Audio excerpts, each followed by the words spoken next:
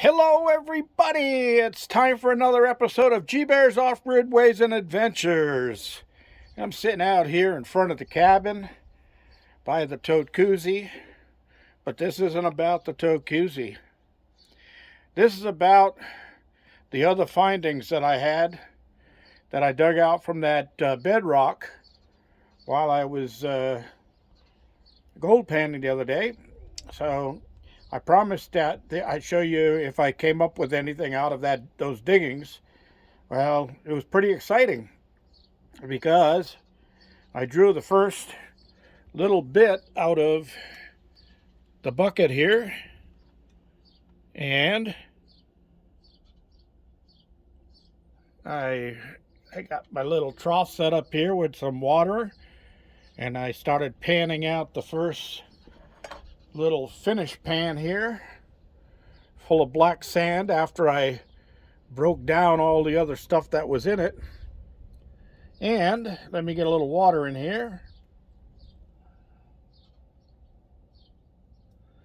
Let me get the insight here.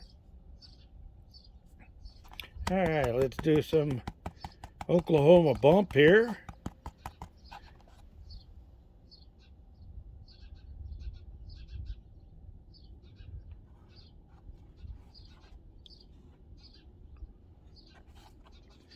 Oh yeah.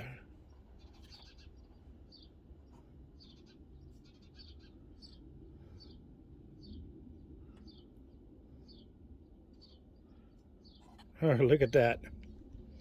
Okay, I got a little pointer here, and I'm going to try to get this in the frame, get the water out of there so I don't jostle it too much. But there's a flake there,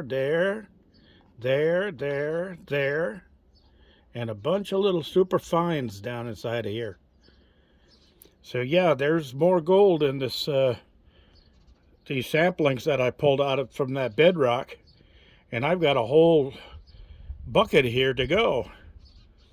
Well, I just started this a little while ago because it's in the 90s today and fairly calm, and the heat was just a little bit too much for me for doing this in the sunlight, so I waited until the side of the cabin here got in the shade.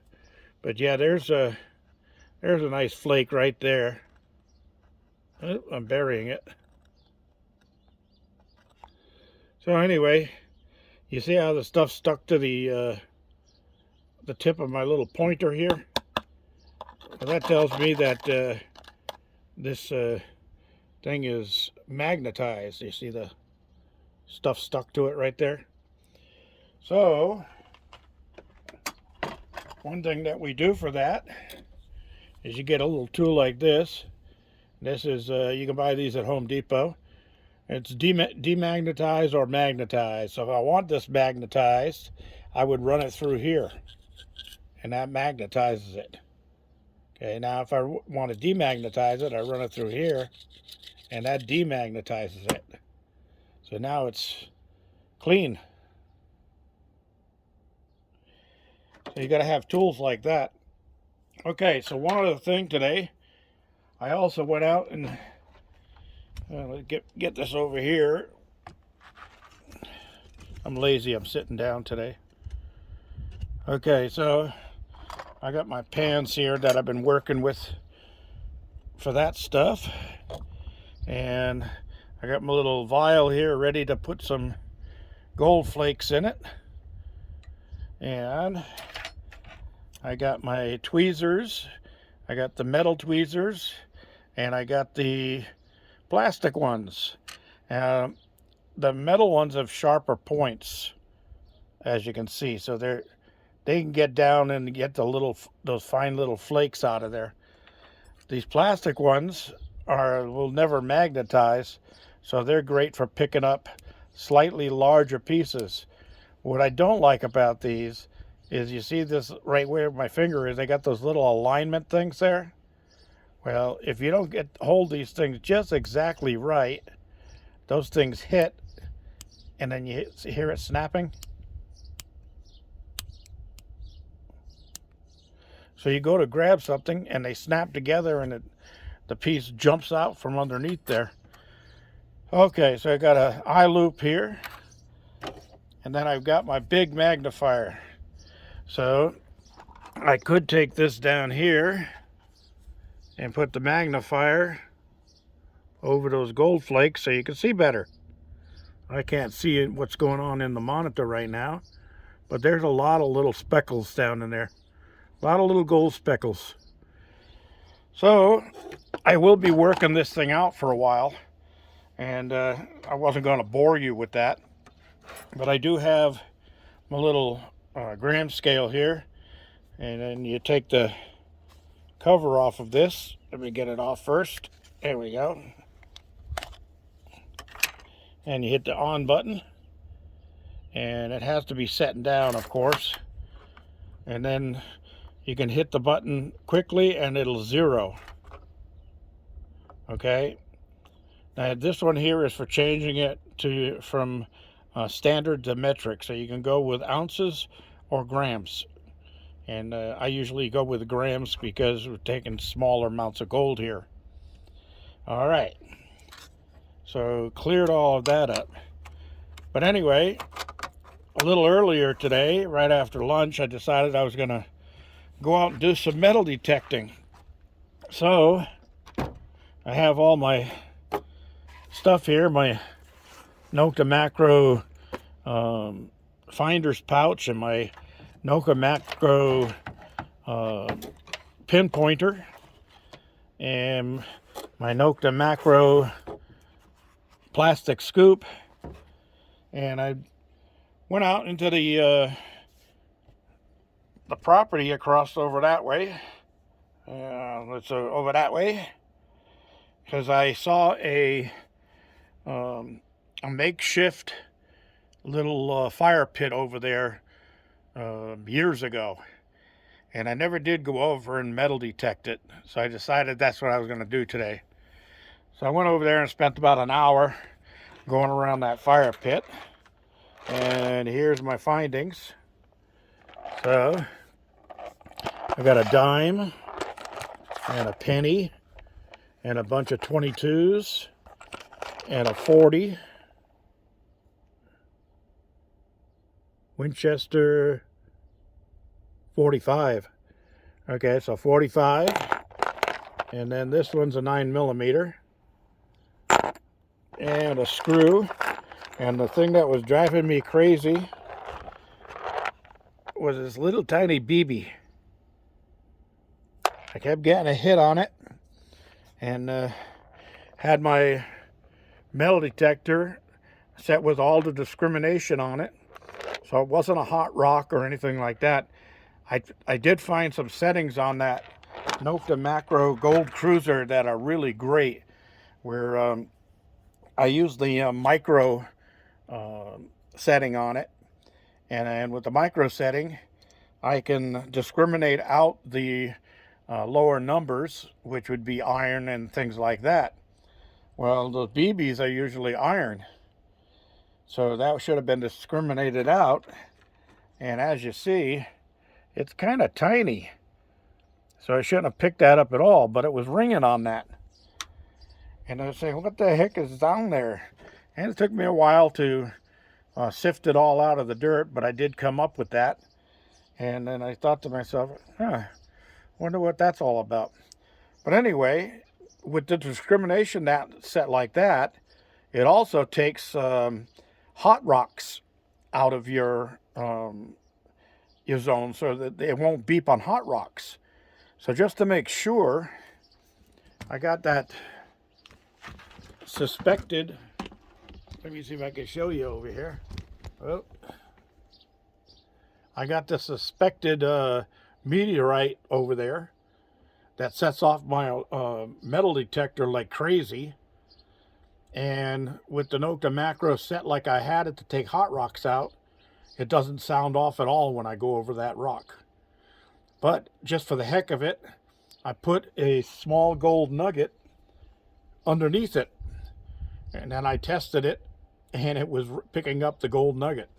So I really do like that Nokta Macro Gold Cruiser, and just really a fantastic metal detector. And I would show you all of that right now, except right now, I don't know if you can see it, but over there in the garage, in the van door, is my detector standing there. And the reason it's there is I'm using the solar on the van to recharge the batteries. That's another thing I like about Nokta Macro is there's no batteries to change. You don't ever have to worry about changing batteries. You just recharge them. Even the pinpointer, and you take the back cap off, that's where your batteries would be, but instead it's got a mini USB port there that you plug a USB cable in and charge it with a USB cable. You can use your phone charger or anything like that. It'll charge it right up. So I don't ever have to worry about carrying extra batteries with me, which makes my load lighter. And every part of the Nokta Macro Gold Cruiser, the detector, the headphones, and the headphones are wireless, and the pinpointer are all rechargeable and wireless. And also, when I got my metal detector running, I got my headphones on, and I can hear all the little sounds and tones that I'm getting from the metal detector. As soon as I take the pinpointer out and turn it on, it shuts off the connection to my metal detector. In my headphones are connected to the pinpointer only. So I don't get any background noises and interference from my metal detector. It's really a neat idea that they come up with. I love the ideas that they come up with. So anyway, I've been learning a little bit more about that, and I just wanted to get all of this covered before I went any further here.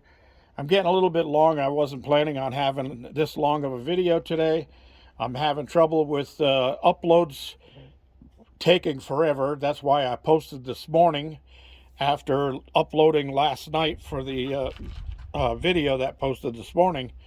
It was a pain in the neck because it was going so slow, and I downloaded an app so I could check what was going on. And what's happening is I think they're upgrading the towers to 5G, and the tower I'm connected to with my extender and all of that stuff is still 4G, and I think they're working on that tower, so I'm getting a weaker signal because it would show me that I got a good connection and good upload and download speeds, and then all of a sudden it would drop off to nothing, and then it'd come back up again and be perfect, and then it would drop off to nothing. So either there's something going on or whatever, but I'm going to give my provider a call and see if I can figure out what's going on there. All right, everybody, that's all I have for right now. Just wanted to catch you up because I did promise I would. And I'm going to drain this water out because it got some bugs in it from before I put the cover on.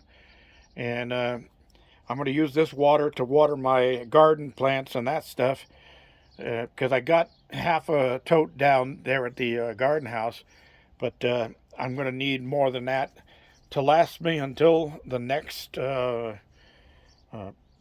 order of water comes through, because I still have about 950 gallons in the big tank, and I've got to get that down to 200 gallons before I have them come out to fill, because that would give me the ability to take all the water that the truck brings, and I don't have to send them away with any.